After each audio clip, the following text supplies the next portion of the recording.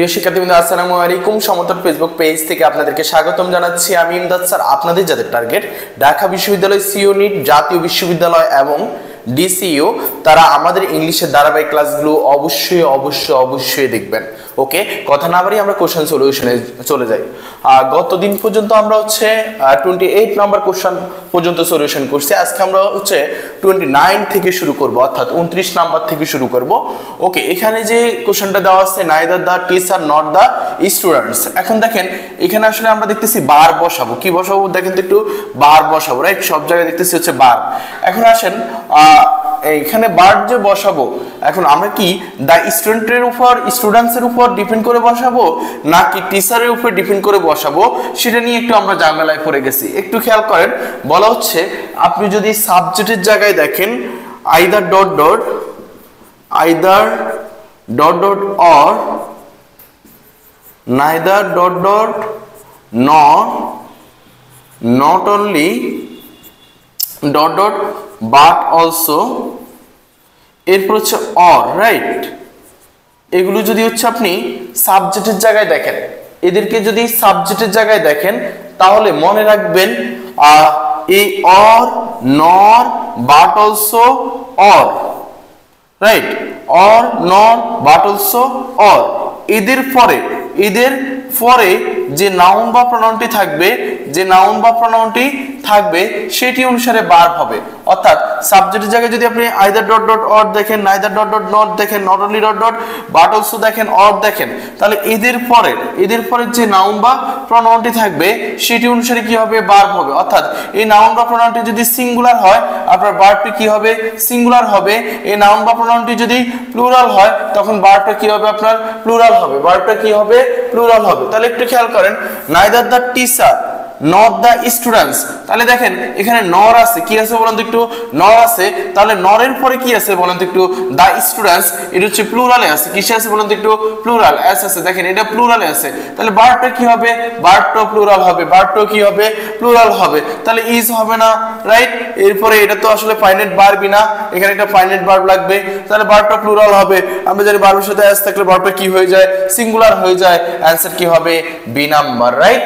I think এটা আপনাদেরকে আমি বুঝাইতে পারছি।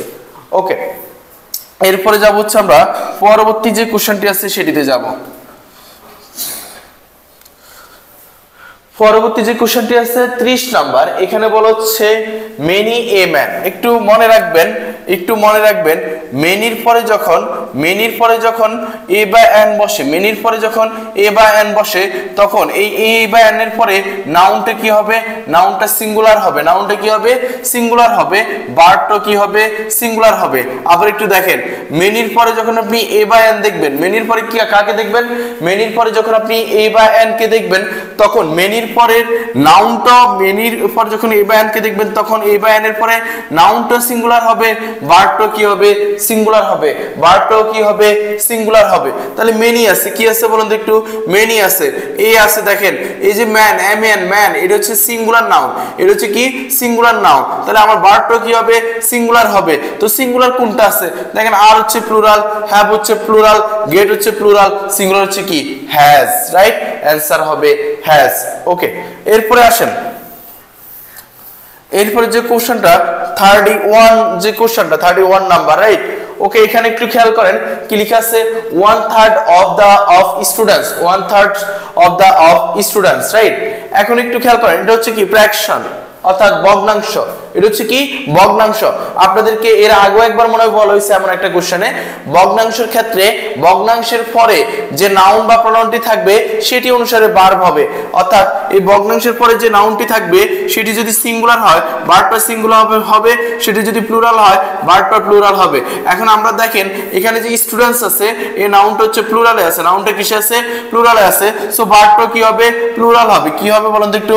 প্লুরাল হবে, রাইট? এটা সিঙ্গুলার হবে না, এটা সিঙ্গুলার হবে না।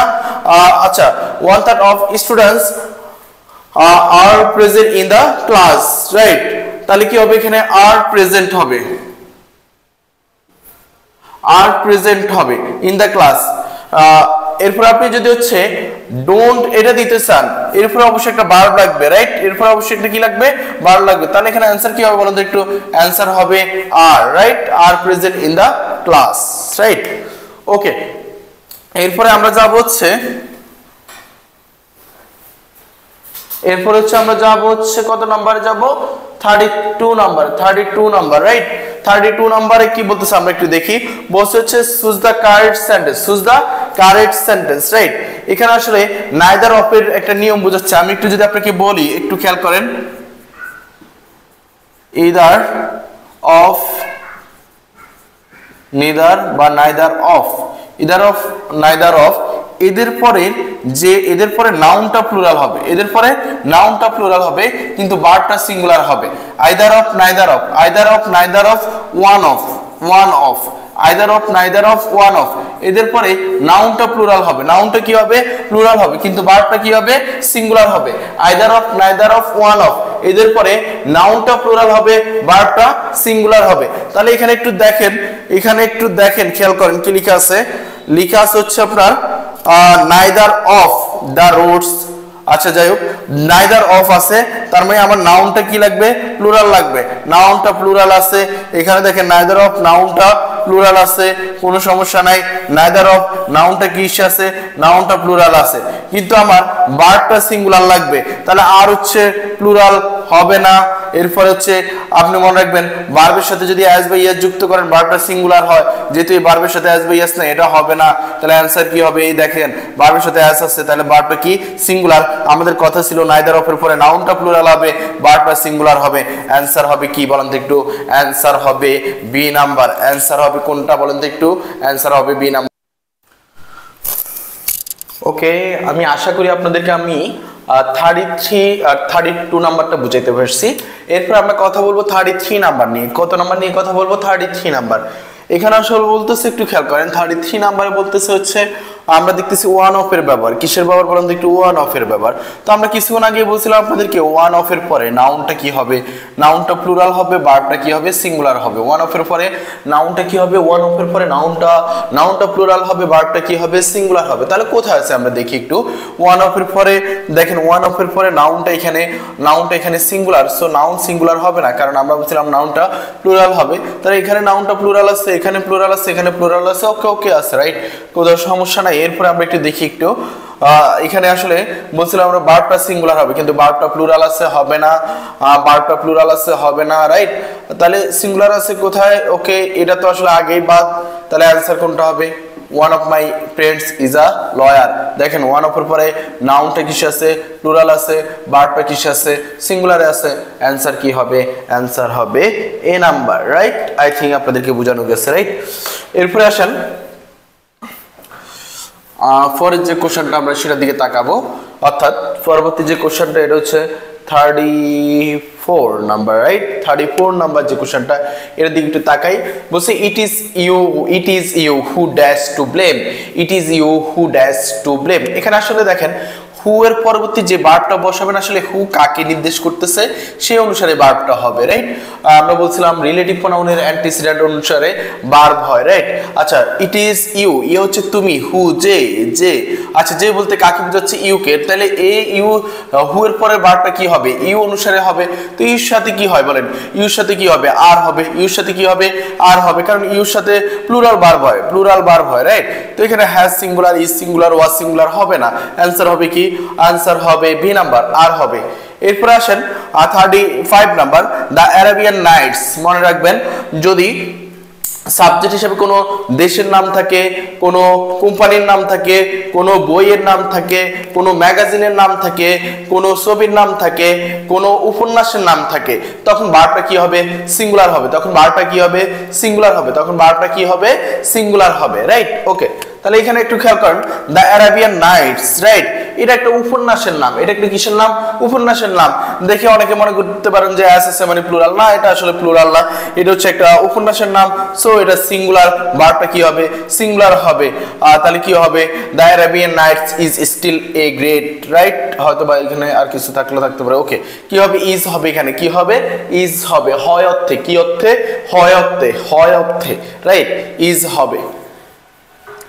এরপর আসেন 36 নম্বরে যে কোশ্চেনটা আছে, কি লেখা আছে, $10,000 $10,000 $10,000 এই বলে আমি আপনাকে ডলার রুপি ইয়েন এগুলো টাকা পয়সা এগুলো সিঙ্গুলার হলো বারটা সিঙ্গুলার হবে, এগুলো প্লুরাল হলো বারটা কি হবে প্লুরাল হবে। টাকা পয়সা ডলার ইয়েন রুপি এগুলো যতই হোক বারটা সবসময় সিঙ্গুলার হবে, এই বারটা সবসময় কি হবে সিঙ্গুলার হবে। তাহলে $10,000 মনে হতে পারে প্লুরাল, কিন্তু এগুলা যাই হোক সিঙ্গুলার বা প্লুরাল যাই হোক বারটা সবসময় সিঙ্গুলার হবে, বারটা সবসময় কি হবে সিঙ্গুলার হবে। তাহলে অ্যান্সার কি হবে, অ্যান্সার হবে ইজ, অ্যান্সার হবে ইজ, রাইট।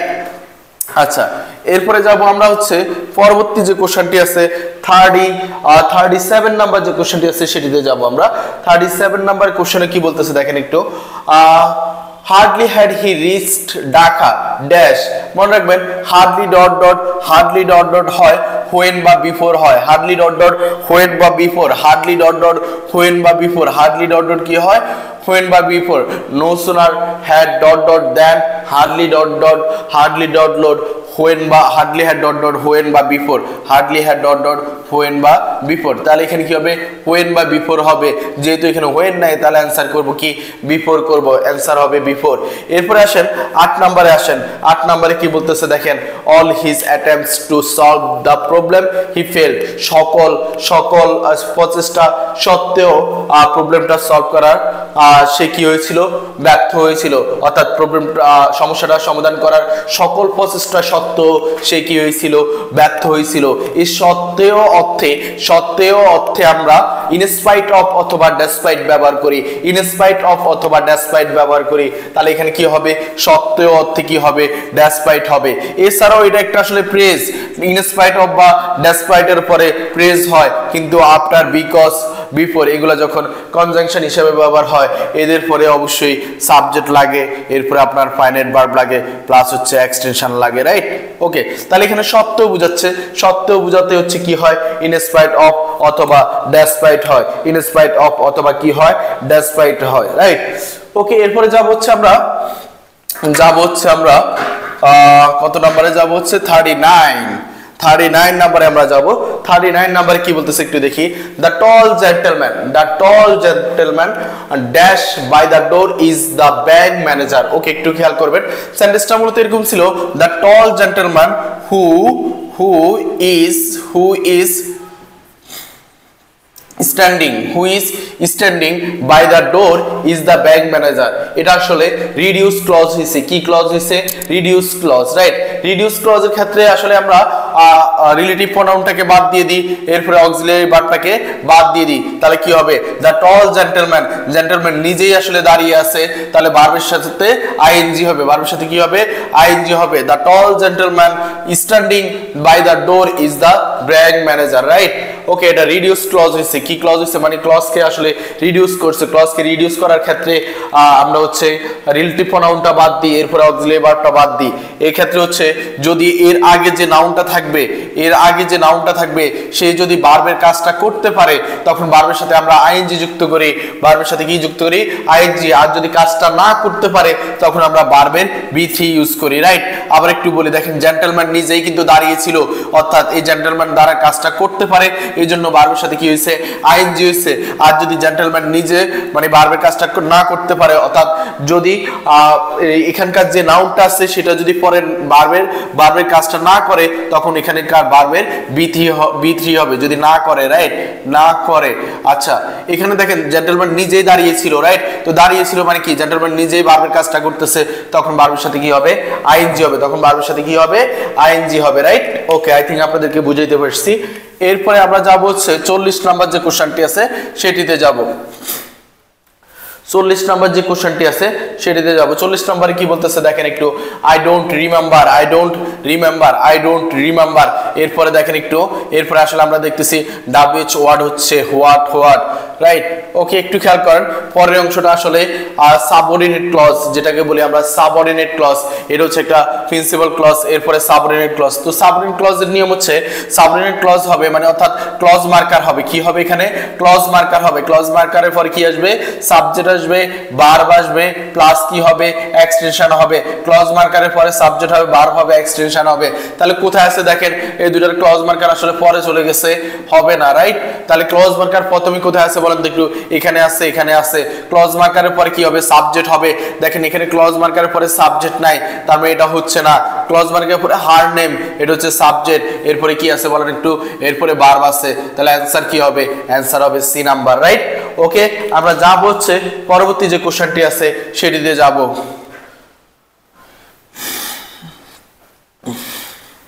পরবর্তী যে কোশ্চেনটি আছে 41 নাম্বার কোশ্চেন, একটু খেয়াল করেন। নোবডি নোস, নোবডি নোস, কেউই জানে না। ওকে, একটু খেয়াল করেন এখানে হোয়েন হি উইল কাম, কখন সে আসবে। এখানে আসলে এটা ক্লজ কে বোঝাচ্ছে। কোন ক্লজ? রাইট, ক্লজ হচ্ছে যে গ্রুপ অফ ওয়ার্ডস যেখানে সাবজেক্ট এবং কি থাকে? ফাইনাইট ভার্ব থাকে। অথবা যদি আপনি গ্রুপ অফ ওয়ার্ডস দিয়ে টেন্স চেনা যায় দেন আপনি ওইটাকে বলবেন একটা ক্লজ, রাইট? দেখেন এখানে এই গ্রুপ অফ ওয়ার্ডস দিয়ে কিন্তু টেন্স চেনা যাচ্ছে, ফিউচার ইনডিফিনিট টেন্স আছে, তার মানে এটা একটা ক্লজ। ক্লজের ক্ষেত্রে হচ্ছে ক্লজ হচ্ছে প্রধানত তিন প্রকার। একটা হচ্ছে প্রিন্সিপাল ক্লজ, সাবঅর্ডিনেট ক্লজ, এরপর হচ্ছে কোঅর্ডিনেট ক্লজ। সাবঅর্ডিনেট ক্লজকে আবার তিন ভাগে ভাগ করছে। একটা হচ্ছে noun clause, adjective clause, adverbial clause, right? এখন আসেন নাউন ক্লজ আপনি কিভাবে পাবেন? নাউন যে সকল জায়গায় বসে সেই সকল জায়গায় যদি একটি ক্লজ বসে তখন ওই ক্লজটিকে আপনি কি বলবেন? নাউন ক্লজ বলবেন। কি বলবেন? Noun clause. আচ্ছা, এখন আমরা জানি নাউন কোথায় কোথায় বসতে পারে। নাউন সাবজেক্ট হিসেবে নাউন বসে, একটি ভার্বের সাবজেক্ট হিসেবে নাউন বসে, একটি ভার্বের অবজেক্ট হিসেবে নাউন বসতে পারে, প্রিপোজিশনের অবজেক্ট হিসেবে নাউন বসতে পারে, এরপরে অ্যাপোজিশন হিসেবে নাউন বসতে পারে, কমপ্লিমেন্ট হিসেবে নাউন বসতে পারে। ওকে, আমরা একটু দেখি এটা আসলে কি হিসাবে আছে এই ক্লজটা। দেখেন নোবডি নোজ, কেউই জানে না, কেউই জানে না। এখন দেখেন ভার্বকে আপনি যদি কি বা কাকে দিয়ে প্রশ্ন করে যে উত্তরটা পান সেটা হচ্ছে অবজেক্ট, সেটা হচ্ছে অবজেক্ট। কি বা কাকে দিয়ে প্রশ্ন করে যে উত্তরটা পান সেটা হচ্ছে অবজেক্ট। নোবডি নোজ, কেউই জানে না। কি জানে না বলেন তো? He will, when he will come, কখন সে আসবে সেটা কেউই জানে না। তাহলে কির উত্তর কি? যদি ভার্বকে কি বা কাকে দিয়ে প্রশ্ন করেন যে উত্তরটা পান সেটা হচ্ছে অবজেক্ট। তাহলে এই ক্লজটা কি হিসাবে আছে? অবজেক্ট হিসাবে আছে। বলছে একটি ভার্বের অবজেক্ট হিসাবে যদি একটি ক্লজ থাকে ওই ক্লজটাকে নাউন ক্লজ বলে। কি ক্লজ বলে? Noun clause. তাহলে এখানে অ্যান্সার কি হবে? Noun clause. এরপর দেখেন আই নিউ, আমি জানতাম, দা বয় হু উইল উইন, কে বালকটি জয়লাভ করবে। আমি জানতাম বালকটি জয়লাভ করবে। এখন আসেন আই নিউ, আমি জানতাম, দা বয় হু উইল উইন। আচ্ছা, দা বয় হু উইল উইন, রাইট? এখানে আসলে হু উইল উইন এটা মডিফাই করতেছে দা বয়কে। কাকে মডিফাই করতেছে? দা বয়কে। তো দা বয় একটা হচ্ছে নাউন প্রেস। কি প্রেস বলেন তো একটু? Noun press. এখন দেখেন নাউন প্রেসকে যে মডিফাই করবে সে হচ্ছে আসলে অ্যাডজেক্টিভ ক্লজ হয়। কি ক্লজ হয়? অ্যাডজেক্টিভ ক্লজ হয়। আমরা এমনিতে জানি নাউন বা প্রনাউনের জন্য যে আসবে সে হচ্ছে অ্যাডজেক্টিভ। তো নাউন বা প্রনাউনের জন্য যদি একটা ক্লজ আছে সেটাকে কি বলবো আমরা? Adjective clause. কি বলবো বলেন তো একটু? Adjective clause. তাহলে এটা কি ক্লজ হবে বলেন তো একটু? অ্যাডজেক্টিভ ক্লজ হবে। কি ক্লজ হবে? অ্যাডজেক্টিভ ক্লজ হবে। এরপরে আমরা যাব হচ্ছে 43 নাম্বার যে কোশ্চেনটি আছে সেটিতে যাব। কি লেখা আছে? If you make a promise you must keep it, যদি তুমি প্রমিস করো তোমাকে অবশ্যই এটা কি করতে হবে? রক্ষা করতে হবে। তাহলে এখানে আসলে যদি তুমি প্রমিস করো এটা একটা শর্ত। এটা একটা কি শর্ত? যে সকল ক্লজ দ্বারা শর্ত বোঝায়, যে সকল ক্লজ দ্বারা শর্ত বোঝায় সেই সকল ক্লজকে কি বলা হয়? Adverbial clause. এছাড়াও তুমি যদি ভার্বকে কেমন, কেমন, কিভাবে, কিভাবে, কখন, কখন, কোথায়, কোথায়, কোথায়, কেন, এগুলো দিয়ে প্রশ্ন করে যদি একটা ক্লজ পাও, এগুলো দিয়ে কোশ্চেন করে যদি তুমি একটা ক্লজ পাও, এই ক্লজটা হচ্ছে আসলে অ্যাডভার্বিয়াল ক্লজ। কি ক্লজ বলো তো? এটা অ্যাডভার্বিয়াল ক্লজ। এরপরে বলি শর্ত বুঝালে অ্যাডভার্বিয়াল ক্লজ। এরপরে তুমি যদি ভার্বকে কেমন, কিভাবে, কখন, কোথায়, কেন এগুলো দিয়ে প্রশ্ন করে যদি একটা ক্লজ পাও সেটা হচ্ছে কি? Adverbial clause. তাহলে এটা কি বোঝাচ্ছে? If you make a promise you must keep it, যদি তুমি প্রমিস করো অবশ্যই তোমাকে এটা রক্ষা করতে হবে। তার মানে এটা শর্ত বোঝাচ্ছে। তাহলে কোনো ক্লজ দ্বারা যদি শর্ত বোঝায় তখন সেই ক্লজটিকে কি বলা হয়? Adverbial clause. কি ক্লজ বলেন তো একটু? Adverbial clause. আই থিংক আপনাদেরকে বোঝানো গেছে। এরপরে চলে যাব আমরা 44 নাম্বার যে কোশ্চেনটি আছে সেটিতে চলে যাব, রাইট? 44 নাম্বার কি বলছে subordinate clause can be found only in subordinate ক্লজটা আপনি শুধুমাত্র কমপ্লেক্স সেন্টেন্সে পাবেন কমপ্লেক্স সেন্টেন্সে বলতেছে যে সেন্টেন্সে একটি মাত্র প্রিন্সিপাল ক্লজ এক বা একাধিক সাবঅর্ডিনেট ক্লজ থাকে তাকে কমপ্লেক্স সেন্টেন্স বলে তাই কি বলা হয় কমপ্লেক্স সেন্টেন্স যে সেন্টেন্সে একটি মাত্র প্রিন্সিপাল ক্লজ এক বা একাধিক সাবঅর্ডিনেট ক্লজ থাকে তাকে কি বলা হয় কমপ্লেক্স সেন্টেন্স তাহলে আপনি সাবঅর্ডিনেট ক্লজটা কোথায় পাবেন কমপ্লেক্স সেন্টেন্সে কোন সেন্টেন্সে পাবেন কমপ্লেক্স সেন্টেন্সে এরপরে যাব হচ্ছে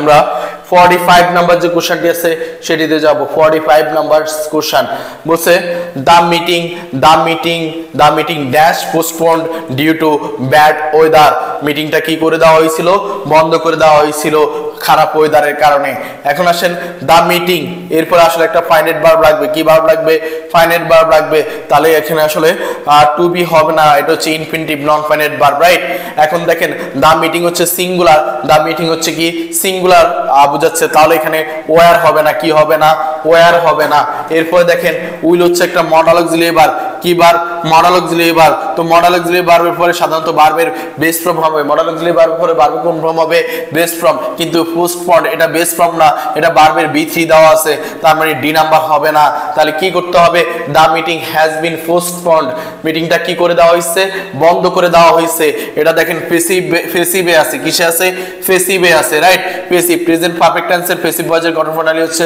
সাবজেক্ট হবে এরপরে হচ্ছে আপনার হ্যাভ বা হ্যাজ হবে মেইন ভার্বে হ্যাভ বা হ্যাজ হবে এরপর কি হবে বিন হবে এরপরে ভার্বের কি হবে বি3 তাহলে দা মিটিংটা হচ্ছে কি সাবজেক্ট এরপরে দেখেন সিঙ্গুলার বিদায় এখানে কি হবে হ্যাজটা হবে এরপরে দেখেন বিন আছে এরপরে ভার্বের কি হইছে বি3 তাহলে आंसर হবে বি নাম্বার आंसर হবে কত নাম্বার বি নাম্বার রাইট ওকে